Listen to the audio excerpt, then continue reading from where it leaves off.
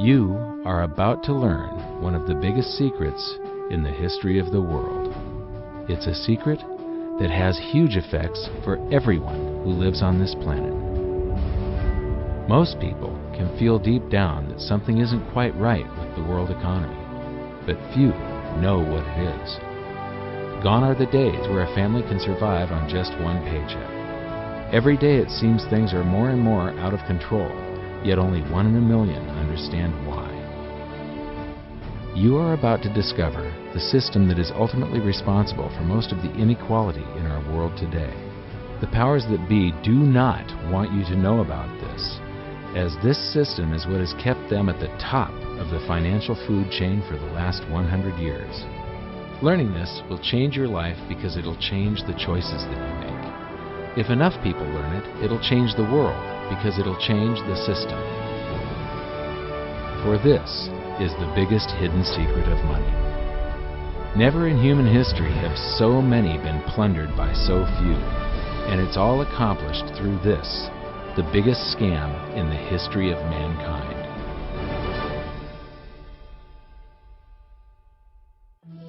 They say that money doesn't grow on trees, but the truth is that the modern banking system creates currency far faster than trees can grow. Most people don't have a clue how currency is created. Economists and bankers make it sound so complex that people think they can't understand it. But I'm going to strip our monetary system down to its essence so that you can see the scam behind the curtain and just how it affects you. Every modern society creates currency in pretty much the same way. But since the US dollar is the majority of the world's currency, I'm going to use the United States as our example. It all starts when some politician says, "Vote for me and I'll make sure the government provides you more free stuff than my opponent will." But there's no such thing as a free lunch. So to provide that supposedly free stuff, the politicians vote for the country to spend more than its income. This is called deficit spending. To pay for that deficit spending, the Treasury borrows currency by issuing a bond. So what's a bond? If you think about it, a bond is really nothing but a glorified IOU. It's a pretty piece of paper with numbers printed on it that says, "Loan me $1 trillion today, and I promise over a 10-year period I'm going to pay you back that $1 trillion plus interest." But what you need to understand is that Treasury bonds are our national debt. These glorified IOUs are to be paid back by you and I and our descendants through future taxation. Therefore, when the government issues a bond, it steals prosperity out of the future so that it can spend it today. The Treasury then holds a bond auction, and the world's largest banks show up and compete to buy part of our national debt and make a profit on it by earning interest. You'll notice that as we move through this process, the big banks are there, taking a cut every step of the way. This isn't by chance, as you'll see shortly. Then, through a shell game called open market operations, the banks get to sell some of those bonds to the Federal Reserve at a profit. To pay for the bonds, the Federal Reserve opens up its big old checkbook and writes bad, bogus, counterfeit checks that should bounce because they're drawn on an account that always has a zero balance. There isn't 1 penny in there. To quote from the Boston Federal Reserve, "When you or I write a check, there must be sufficient funds in our account to cover that check. But when the Federal Reserve writes a check, there is no bank deposit on which that check is drawn. When the Federal Reserve writes a check, it is creating money." The Fed then hands those checks to the banks, and at this point, currency springs into existence. The banks then take that currency and buy more bonds at the next Treasury auction. But what is a check? A check is also an IOU. When you write a check, you're making a note that says, "Here's my IOU for cash. All you have to do is go to the bank and pick it up." Now, it's very, very important that you understand this process because we're going to come back later and show you the devastating effect this has on you. The Treasury issues IOUs, bonds. The banks then buy those IOUs with currency. The Federal Reserve then writes IOUs, checks, and hands them to the banks in exchange for the Treasury's IOUs, the bonds. And currency is created. So what's really happening is the Federal Reserve and the Treasury are just swapping IOUs, using the banks as middlemen, and abracadabra, presto, currency magically springs into existence. This process repeats and repeats over and over again, enriching the banks and indebting the public by raising the national debt. The end result is that there's a buildup of bonds at the Federal Reserve and currency at the Treasury. This process is also where all paper currency comes from. The Federal Reserve and the government mistakenly call it base money because they didn't watch episode 1 of this series and they don't know the difference between money and currency. But I will correctly refer to it as base currency because it is not money. It is currency, and as we've learned, there is a big difference. Money has to be a store of value and maintain its purchasing power over long periods of time. We learned in episode 1 that earlier in our history, our paper currency was just a claim check. It was a representation for real money of intrinsic value, the gold and silver that was held on deposit at the Treasury. You could walk into any bank and slap your currency, like say a $20 bill, on the counter and redeem it for real money, a $20 gold piece. But now, this base currency that's piling up back here is really nothing but a receipt or a claim check on an IOU, that bond. So it's really nothing but a supply of numbers. The Treasury then deposits the newly created currency into the various branches of the government, and the politicians say, "Hey, thanks for that." And the government does some deficit spending on public works, social programs, and war. The government employees, contractors, and soldiers then deposit their pay in the banks. Now, this may come as a shock to you, but when you deposit your currency with the bank, you're not actually depositing it into an account to be safely held in trust for you. Instead, you're actually loaning the bank your currency, and within certain legal limits, they can do with it pretty much anything they please. This includes gambling in the stock market and loaning it out, at a profit, of course. Now this is where the machine of currency creation really gets cranking, because this is where something called fractional reserve lending comes into play. Fractional reserve lending is exactly what it says. The banks are allowed to reserve only a fraction of your deposit and loan the rest out. Although reserve ratios may vary, I'm going to use a 10% reserve ratio as our example. If you deposit $100 in your account, the bank can legally take $90 of it and loan it out without telling you. The bank must hold $10 of your deposit in reserve just in case you want some of it. These reserves are called vault cash. But why does your bank account still say you have $100 if the bank has stolen $90 of it? Because the bank left IOUs it created, called bank credit, in its place. Now I know this sounds crazy, but here it is in black and white from the Fed. Commercial banks create checkbook money when they grant a loan simply by adding new deposit dollars in accounts on their books in exchange for a borrower's IOU. These are nothing but numbers that the banks type into their computers. And even though these bank credit IOU numbers are very different from base currency numbers, because they only exist in computers, they are still currency. So now there is $190 in existence. Now, the reason people take out loans from the banks is to buy something. They're going to buy a house or a car or something like that. So the borrower takes the $90 that the bank loaned to him from your account, and he pays the seller of the item. But then the seller deposits that currency into his account, and his bank loans out 90% of that and leaves bank credit numbers in its place. So now there's $271 in existence. This process repeats and repeats until under a 10% reserve ratio, an initial deposit of just $100 can create up to $1,000 of bank credit, all backed by $100 of vault cash, just 10%. But as I said, reserve ratios vary wildly. On some deposits, it's 10%, on others, it's 3%, and on some forms of deposits, reserve requirements are 0. The result is that the expansion of the currency supply by the banks is far greater than even this example would lead you to believe. So once again, when currency is deposited in the banks get to lend it out, and then it gets redeposited and relent, redeposited and relent, redeposited and relent over and over again, creating bank credit all the way. This is where the vast majority of our currency supply comes from. In fact, 92 to 96% of all currency in existence is created not by the government, but here in the banking system. Now, massive amounts of currency spewing into society may at first sound like a fun idea. That is, until you remember one of the most important hidden secrets of money from episode 1, that the prices of everyday goods and services act as a sponge on an expanding currency supply. The more currency we have, the more prices rise. This is where inflation comes from. The true definition of inflation is an expansion of the currency supply.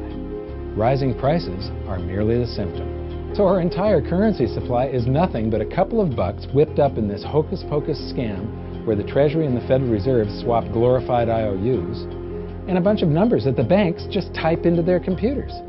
That's it. That's our entire currency supply. It's nothing but a supply of numbers.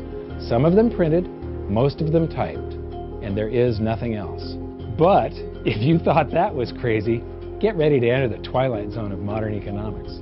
We work for some of that currency supply. True wealth is your time, but we trade away moments of our lives, hour by hour, day by day, and year by year, for numbers that somebody printed on pieces of paper or just typed into a computer. Now those numbers represent our blood, sweat, tears, labor, ideas, and talent. We are what gives the currency its value. But here comes the really cruel joke. We work hard so that we can save some of that currency, so that we can pay the tax collector. In the United States, it's known as the IRS. They then turn it over to the Treasury so that the Treasury can pay the principal plus interest on that bond that the Federal Reserve bought with a check drawn on an account that has nothing in it. Now let's do a recap on this section because this is where the system begins to rob you and I on a massive scale. Much of our taxes are not used for schools, roads, and public services, but to pay interest on bonds that the Federal Reserve bought with a check drawn on an account that has nothing in it. The Federal Reserve is committing fraud. But here's one of the biggest secrets of them all. Before the establishment of the Federal Reserve, there was no need for personal income tax. The Federal Reserve was created in 1913, and that very same year, the Constitution was amended to allow income tax. Do you really think this was just a coincidence? Ask yourself how much income tax you've paid over your lifetime. Much of it has been silently siphoned away into the hands of those who own the system. Yes, this system has owners. Who they are is an even bigger secret that we'll get to shortly. But first, we need to understand the mumbo-jumbo of the so-called debt ceiling. It's all based on a huge paradox. There was interest due on that bond, and there was interest due on every one of those loans that the banks made. That means that there is interest due on every dollar in existence. Let me ask you something.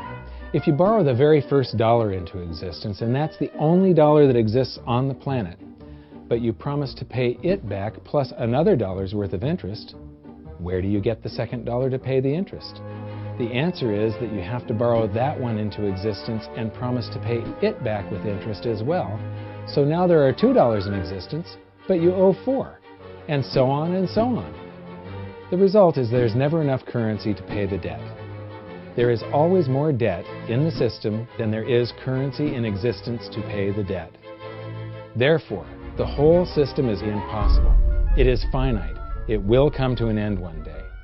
What would happen if the government stopped borrowing to do deficit spending? Are the payments on those treasury bonds going to stop? What would happen if the public stopped borrowing and going deeper into debt? Are your house and car payments going to stop? No. There is a payment due every month on the principal plus the interest on every dollar in existence, and those payments do not stop. If we stop borrowing, then no new currency is created to replace the currency that we used to make those payments. Whether you're making a payment on a loan or paying tax to make a payment on a bond, the portion of the payment that goes to pay off the principal extinguishes that portion of the debt. But the debt also extinguishes the currency. Currency and debt are like matter and antimatter. When they meet, they annihilate each other. If we just pay off the principal only on all the loans and bonds that exist, the entire currency supply just vanishes. So if we don't go deeper into debt every year, look what happens. The whole thing goes into a deflationary collapse under the weight of those payments. Politicians and pundits alike talk about balancing the budget, paying down the debt, and living within our means. They don't understand that that is deflationary. It is impossible to do under our current monetary system without collapsing the whole economy.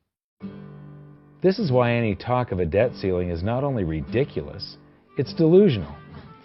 The system is designed to require ever-increasing levels of debt just to continue.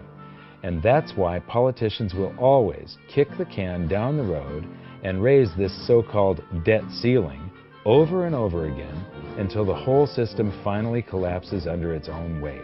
In other words, they don't want it to collapse on their watch. The Founding Fathers of the United States knew the dangers of central banking and fought to free themselves from this very thing. The Revolutionary War started out as a tax revolt, but now we must pay tax just to have a monetary system. Having just suffered through the hyperinflation of the continental dollar, which was printed into oblivion to finance the Revolutionary War, they understood the dangers of fiat currency and debt-based monetary systems. So to protect future generations from institutional theft and out-of-control government, they wrote into the Constitution that only gold and silver can be money for the simple fact that you can't print them. Our current system is not only unconstitutional, but it robs us of the liberty and prosperity our forefathers fought and died for. We are all feeling the effects of ignoring the Constitution right now. By forcing more currency into circulation, our purchasing power is diluted. Inflation is a slow and insidious stealth tax that is simply the result of this debt-based monetary system. This system empowers and benefits those who create the currency and receive it first, as they get to spend it into circulation before it has an effect on the economy. They're stealing purchasing power from you and transferring it to the banks and the government every hour of every day because of this false monetary system. And it's not like the people at the top don't know this.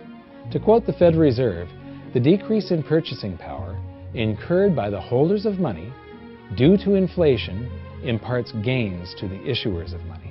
This is a fraud. It is a pyramid scheme, it is a Ponzi scheme, it's a scam, and it's a lie. Our entire monetary system is nothing but a form of legalized theft. But here's the biggest con job of them all. The Federal Reserve is not federal, it has stockholders. There is no federal agency that has stockholders. What's a stockholder? A share of stock represents a percentage of ownership in a corporation. So the stockholders are the owners of that corporation. Therefore, the Federal Reserve is a private corporation with owners. And you can see it for yourself if you go to the Federal Reserve's website, and it will say, the stockholders receive an annual dividend of 6%. Now we know that the stock in the Federal Reserve was originally issued to the largest banks in the United States. But because of mergers and acquisitions through the years, you can't actually trace who owns the stock in the Federal Reserve. That's a very closely guarded secret. My guess would be that the owners are those primary dealers, the banks that get to make a profit by selling part of our national debt, those bonds, to the Federal Reserve, who buys them with a check from nothing. Then we pay tax to pay the principal and the interest on those bonds so that the Federal Reserve can pay the banks a 6% dividend. Don't be alarmed if you don't quite comprehend the deception of this system at first glance. Very few people do. It is purposely complex. The economist John Maynard Keynes once wrote, "By this means, government may secretly and unobserved confiscate the wealth of the people, and not one man in a million will detect the theft." I believe that presented correctly, anyone can understand this system, regardless of how complex it is. So let's do a recap and break it down even more.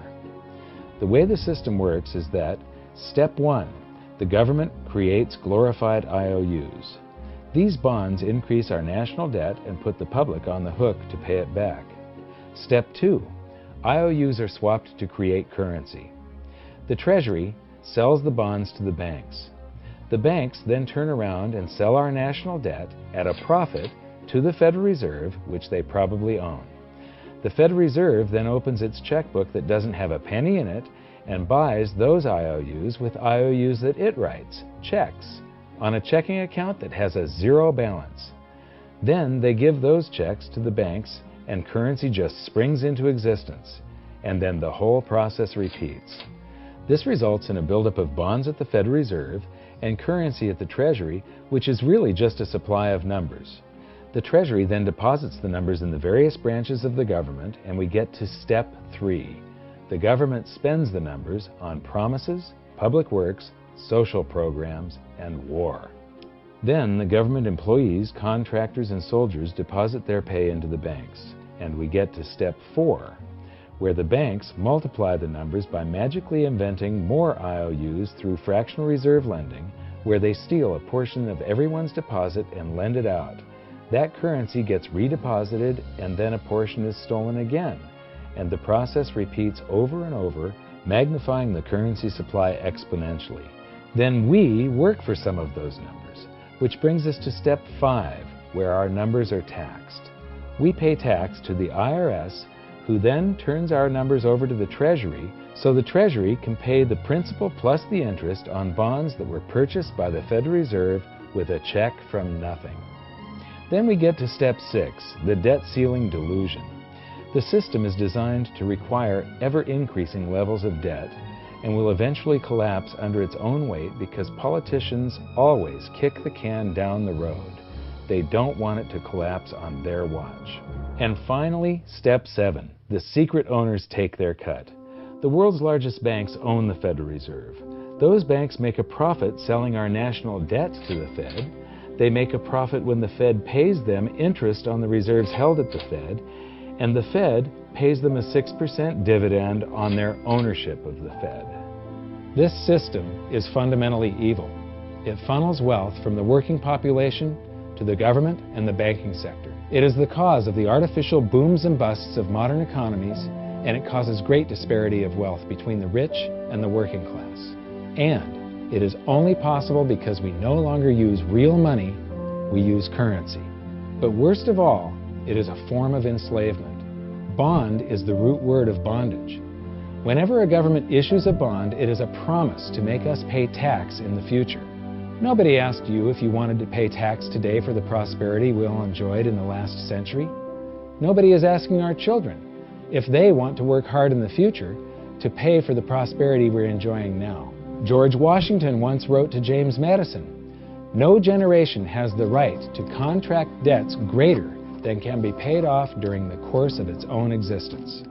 By stealing prosperity from tomorrow so we can spend it today, we enslave ourselves and future generations.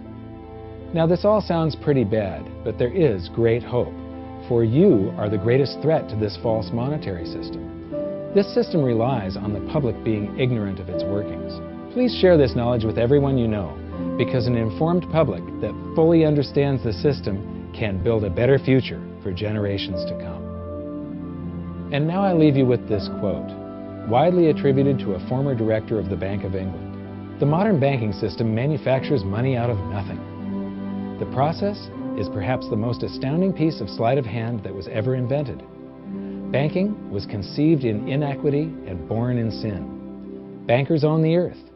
Take it away from them, but leave them the power to create money and control credit, and with the flick of a pen, they will create enough money to buy it back again. But if you want to continue as the slaves of bankers and pay the cost of your own slavery, let them continue to create money and to control credit." This is the Federal Reserve in Washington, D.C. It's located on Constitution Street, and that is just as much of a joke as the New York Fed being located on Liberty Street. Both of them are unconstitutional, both of them limit our liberty, and they transfer wealth away from us every second of every day to the Federal Reserve, to the government, and to the banking sector. You are now among the 1 in a million who can detect the theft of your prosperity. So the big question is, what can you do about it? 1. Watch this video until you can describe and teach it to others. Those who understand this system can make preparations for its unavoidable collapse and protect themselves. History shows that those who don't will probably be wiped out. 2. Share this video with everyone, especially those you care about. All it takes is a mouse click or two to get this message in front of millions. Post this video on Facebook, tweet it, email it to loved ones. Please share it wherever you can. 3. Join the conversation. The current world monetary system is based on a 300-year-old design meant to enrich a few at the expense of the many. There must be a better way. At hiddensecretsofmoney.com, we've created an open-source platform for the design and development of a new world monetary system. We're calling on every economist, every student, every college, every bright mind, and anyone who cares to join the discussion.